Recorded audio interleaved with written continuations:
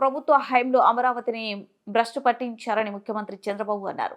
రాష్ట్ర వృద్ధి రేటుపై సచివాలయంలో ఏర్పాటు చేసిన మీడియా సమావేశంలో ఆయన మాట్లాడారు.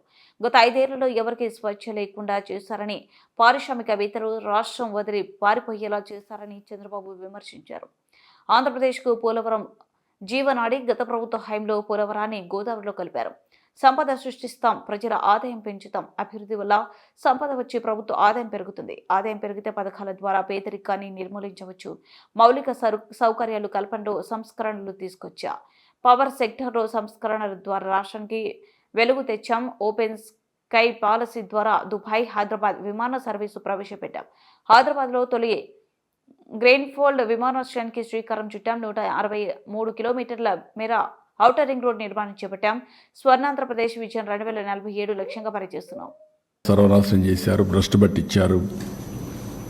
పోలవరం ఆంధ్రప్రదేశ్కి ఒక లైఫ్ లైన్, జీవనాడి. అలాంటి అమరావతి పూర్తిగా అంటే పోలవరాన్ని గోదావరిలో కలిపేశారు. ఎవరికి అంతుబట్టినటువంటి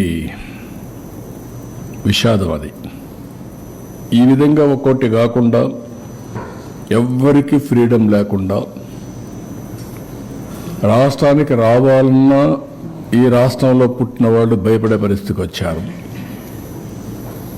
ఈ రాష్ట్రంలో పుట్టి ఇక్కడ ఇండస్ట్రీ పెట్టాలి అని పెట్టిన వాళ్ళు వేరే రాష్ట్రాలకు పారిపోయే పరిస్థితికి వచ్చి తరిమేసే పరిస్థితికి వచ్చారు. ఇలాంటి సోమని సంఘటనలు అవన్నీ పోవడం లేదు. ప్రజలకు ఒక్కసారి గుర్తు చేస్తున్నా. అయితే నేను ఆ రోజు చెప్పింది, అప్పటికే 14 సంవత్సరాల అనుభవం ఉంది,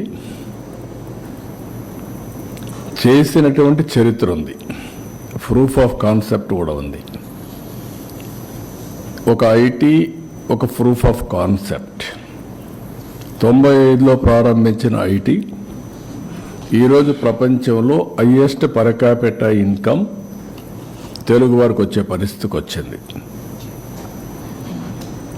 హైదరాబాద్ నగరం ఇండియాలో నెంబర్ 1గా తయారై తెలంగాణ రాష్ట్రానికి హైయెస్ట్ పర్ క్యాపిటా ఇన్కమ్ చేకూర్చే పరిస్థితికి వచ్చింది. ఇలాంటివి కోకొల్లలు.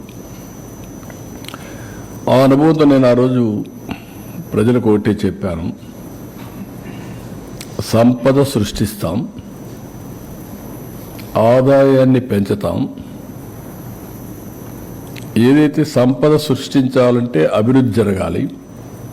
అభివృద్ధి వల్ల సంపద వస్తుంది. సంపద వల్ల ప్రభుత్వానికి ఆదాయం పెరుగుతుంది.